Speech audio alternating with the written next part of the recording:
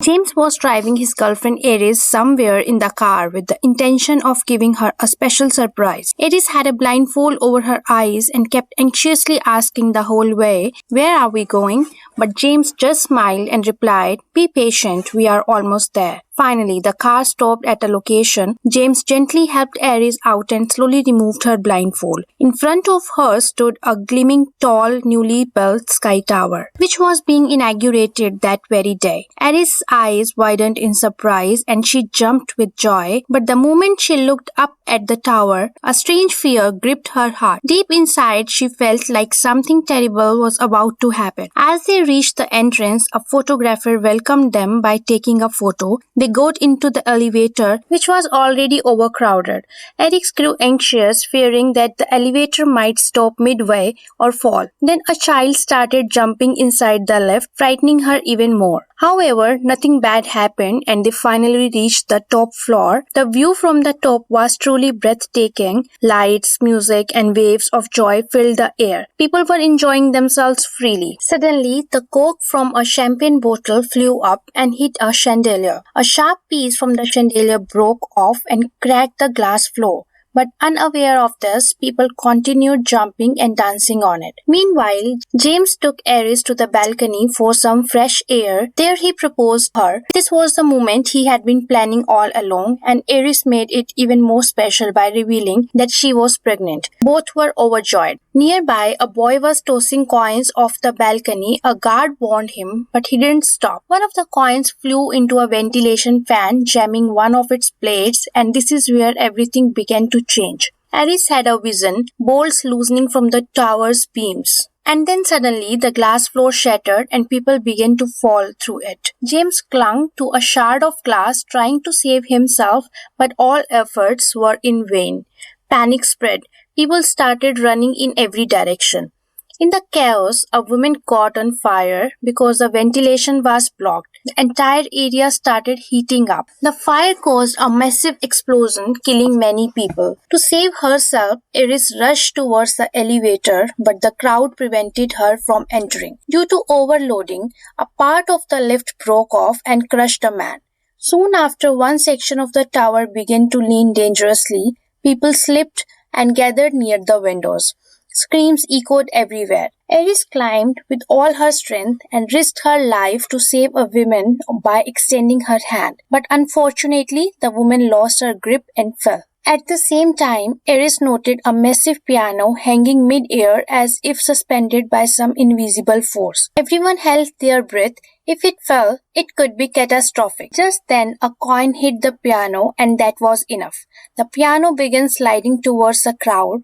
The glass window shattered and the gigantic piano swung in the air and then crashed down. The same boy who was throwing coins, he was crushed under the falling piano in a horrifying death. As the piano hit, another part of the tower began collapsing. Aries was still alive. That's when she spotted a little boy. His mother had hidden him inside a cupboard at the last moment. Aries ran to save him and jumped, but her finger got stuck between two beams. Her engagement ring became her only hope for survival. But fate is never merciful. After struggling for several seconds, both of them fell and then everything went silent.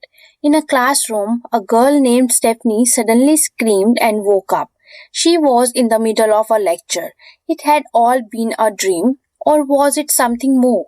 The class laughed at her, but Stephanie's face turned pale. This wasn't just a dream. She had been having the same dream for several days. Her grandmother's name was also Aries, but she had never seen her. No photos, no stories. Her roommate joked, "Go home and solve this mystery or I'll kill you myself." So the next morning, Stephanie left for her home. On the way, she again caught a glimpse of the same visions. At home, she didn't say anything to anyone. She quietly went to her mother's room to search for her grandmother's photo. Then she learned that her brother Charlie was going to visit their uncle's house. Stephanie decided to join him, thinking she might find something related to her grandmother there. She told Charlie everything on the way. Charlie listened quietly, but what could he really do? Their uncle had 3 kids, Eric, Bobby, and Julia. After meeting everyone, Stephanie met her uncle and aunt. Her uncle was happy to see her, but Stephanie's restlessness was visible. Eventually, she brought up the topic. I want to ask you something about your mother, Eris. I have been having the same dream again and again. A strange place, a restaurant called Skyview. Hearing the name Skyview, both uncle and aunt froze. Uncle said, I have heard that name from my mother, but stay away from it. She was not mentally stable. When Stephanie insisted, the uncle revealed the truth. After their father died, Eris changed completely. She wouldn't let the children go to school. She had locked them inside the house and scared them with the threats of death. Her paranoia grew so intense that the police had to step in and take the children away. But it didn't end there. Eris kept following them, sending terrifying letters filled with predictions of death and photos of corpses. Stephanie asked, do you still have those letters? Her uncle lost his temper. You know all this and still want to chase the danger? Stay away from this, Eris. That would be best. When he refused to say more, Stephanie approached her aunt. She was hesitant, but finally told her that some of Eris' old things were in the drawer of the downstairs bedroom. There Stephanie found a photograph, and the moment she saw it, her soul shivered. The same face, same eyes, there was no doubt it was her grandmother. She took the address from the photo and traveled a long distance to reach a deserted house. A big board outside read, private property, no entry. But Stephanie looked into the camera and said, I'm your daughter's daughter. I have some questions. The door opened and Eris invited her in. Her phone and other belongings were taken. Inside, Eris looked delighted to see her. You must have gotten my letter. That's what brought you here. How's your mom, darling? Stephanie replied sadly, she left us when I was 10. We have no contact since then. Then she told Eris about her terrifying dreams. Eris said, this is not a dream, dear. It's a premonition. Just like I had one before the Skyview incident, I warned everyone. Many escaped in time. But fate isn't that easy to beat. All those who survived died later in different accidents. Not one remained, not even my lover. But I understood the game of death.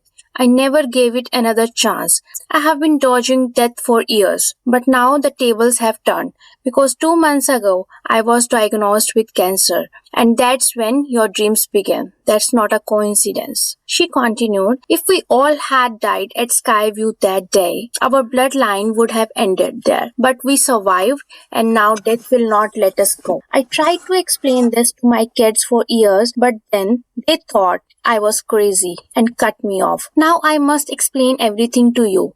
This book, it contains everything. You have to read it so that if I'm gone, you can protect this family. But for that, you must stay here. The outside world is dangerous. I haven't stepped outside in 20 years. That's my safety. Stephanie felt like it was just all madness. She grew frustrated. I can't stay here. I have to go back to college. Coming here was a big mistake. She left the book behind, thinking it was all just a nightmare. Eris said, so you don't believe me. She made a decision. She would show Stephanie the truth. Eris stood exactly at the spot where the next death was predicted in the book. She knew death was coming. And in the very next moment, death embraced her. Everything happened right before Stephanie's eyes. She was in shock. Her scream said it all. Now she realized that listening to Uncle Howard and going to Eris was her biggest mistake. Today was Eris' funeral. At the funeral, Howard also invited his sister Dali, even though no one expected her to come, but she still did. Seeing her made Stephanie's blood boil. She couldn't even stand her mother's face. Out of anger, she left the house. After Eris' funeral, Howard organized a small gathering at home. Everyone was busy with preparations. Just then, Bobby accidentally dropped a glass. A sharp shard of it fell into a drink bowl, and while preparing drinks, that very shard ended up in someone's glass. Meanwhile, Stephanie began reading Eris' diary and started understanding everything. Just then, a photo fell on the ground, and its glass frame shattered. One of the glass shreds slid towards Stephanie. Eris had warned warned, if death gives you a sign, don't ignore it. Stephanie understood the message. She immediately took the car and rushed towards her uncle's house. There, Bobby and Charlie were playing on the trampolines like cats, but the trampoline mat was slowly tearing, and just below it, a sharp garden rake was lying. Howard was called as well. He was playing a table game with Julia, but he left the rose on the glass table and went towards the trampoline. As he climbed on it, Darlie noticed the rake below. Everyone thought she had just averted a tragedy, but that too was a part of Death's plan. Stephanie had also reached by now. Just then, trampoline mat tore and Julia got distracted. The Jenga tower fell straight on that glass, causing the sharp shred to fall on the ground. Howard didn't notice and stepped right onto it. He screamed in pain. Just then, the rake rolled and hit the switch of the lawn mower. The machine started and Howard fell straight into it. His death was extremely painful. Every word Aries had written was coming true. Stephanie began reading Aries' diary more deeply. It mentioned a man named JB who had cheated death and was still alive. Stephanie drew the family tree. Aries and James had 2 children, Howard and Darlie. Howard had 3 kids, Eric, Bobby and Julia. Darlie had 2 children, Charlie and Stephanie herself. Now Stephanie understood that this entire bloodline was under Death's shadow. She gathered the family and explained everything. The diary had predicted the deaths of all those who were once present at Skyview. Although they had been saved back then, changing fate wasn't that easy. Death started taking them one by one in the same order Aries had seen. Only 2 had survived back then, 1 child and Aries. Julia said, but we were not even born back then. So why would death come for us? Stephanie replied, because you were never supposed to born. Now death is looking for you too. Death was targeting people in the order of their age, starting with the eldest and moving to the youngest. Howard went first, then his son Eric was next. After that it would be Julia and finally Bobby. From Darlie's family, first Darlie herself, then Stephanie and finally Charlie. When Stephanie explained this, her aunt flared up. She shouted, stop this nonsense. Aries already scared us enough. Now please don't join the company. Now it was Eric's turn. Eric, who was a body piercer and tattoo artist, was alone in his studio. He was making a tattoo on himself in memory of his dad. Just then a jar fell, spilling cleaning liquid on the floor. At that exact moment, a chain broke from the ceiling and got hooked into Eric's nose ring. The chain got entangled in the ceiling fan and started pulling his nose. Eric struggled in pain. A lamp nearby fell and a fire started. Somehow he freed himself from the chain but fell into the flames. When everyone found out in the morning, they were shocked to see that Eric had survived. His leather jacket had saved him. Stephanie said, how is this possible?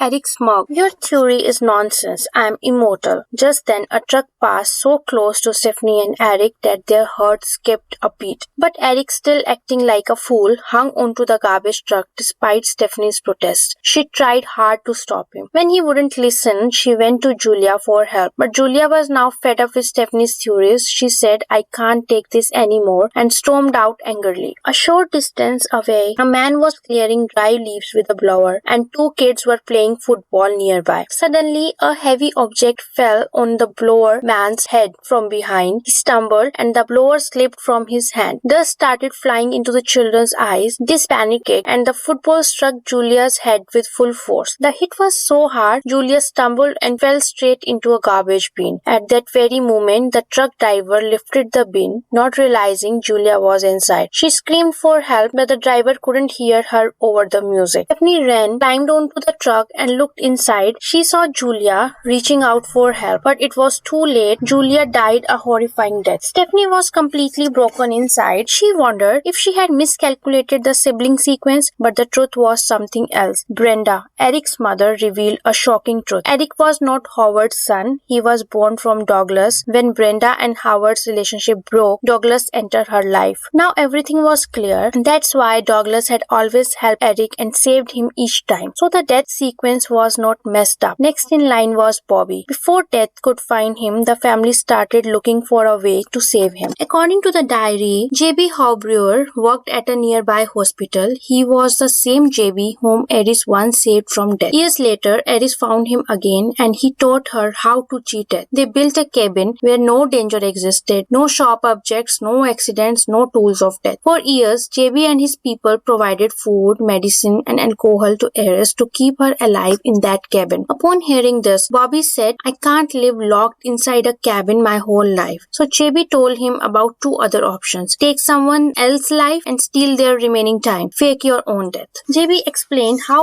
years ago a woman faked her death with a doctor's help. She was declared dead for few seconds and then revived. After that, death stopped chasing her. But this method was extremely risky. Fooling death was not for everyone. JB admitted, "I'm also sick like Eris. No one can escape death. You will all die. Then it will be my turn, because in Eris' vision, JB's death come last. So it will likely be same in the real life." Eric finally understood. He told Bobby, "We need to kill you, but only temporarily. Then I will bring you back." Bobby hesitated, but Eric convinced him. They tricked the family and used a vending machine to get a peanut butter biscuit. Bobby was severely allergic to peanuts. Just a bite would stop his breathing. Eric's plan was simple: let Bobby die and then revive him with medicine. But a mistake happened. An MRI machine nearby got activated after being bumped. As Bobby ate the biscuit, he started choking. His breathing stopped. The MRI machine's powerful magnet activated. All the metal in Eric's body, his nose ring, ear studs, started ripping out. Blood spurted everywhere. The machine pulled Eric in with his wheelchair. He had Bobby's medicine in his hand, but now it was too late. Eric was dragged into the machine and died a horrible death. On the other side, Bobby also suffocated to death. They say those who interfere with Death's plan are punished. Maybe Eric was punished too, because he wasn't part of Eric's bloodline. Now it was the turn of Stephanie's family. Darlie, Stephanie's mother, agreed to live in the cabin for the safety of her kids. The entire family boarded a bus and headed towards Eric's cabin. Along the way, Death tried multiple times to eliminate them, but they survived. At last, they reached Eric's cabin, but Death played its final card. Power lines above began sparkling and gas started leaking. Stephanie got trapped inside the bus and her seatbelt jammed. She screamed, "Mom, don't worry about me. If you survive, I will be fine." Darlie runs towards the cabin as fast as she can, but just then, a massive explosion happened. The gas cylinder blows up. The blast is so powerful, Darlie dies on the spot. The force flips the entire bus and it crashes into the water. Charlie somehow manages to reach Stephanie and tries to pull her out of her seat, but it's already too late. Stephanie has stopped breathing, but Charlie doesn't give up. He started CPR, he yells, he pleads, and then her eyes open. Stephanie had touched Death and come back. This time they had truly cheated Death. They were safe now. A few days later, Charlie and Stephanie attended a party where everything seems normal until Stephanie suddenly gets an eerie feeling. At that exact moment, not too far away, a woman is buying cookies. A coin falls from her purse and gets stuck in the train track shifter. Meanwhile, at the party, Stephanie's dad introduces them to the doctor. The doctor listens to Stephanie's story and says, "You didn't actually die. Technically, your heart never stopped. This medicine could have shut down your breathing, but you were never truly gone." And right then, a train accident happens. Charlie and Stephanie are once again on Death's radar. They run for their lives. They try everything to survive, but no one can escape Death forever. And in the end, Stephanie and Charlie meet their fate. This was the story of Final Destination 6. Hope you enjoyed it. If you liked the video, don't forget to like, share and subscribe to the channel.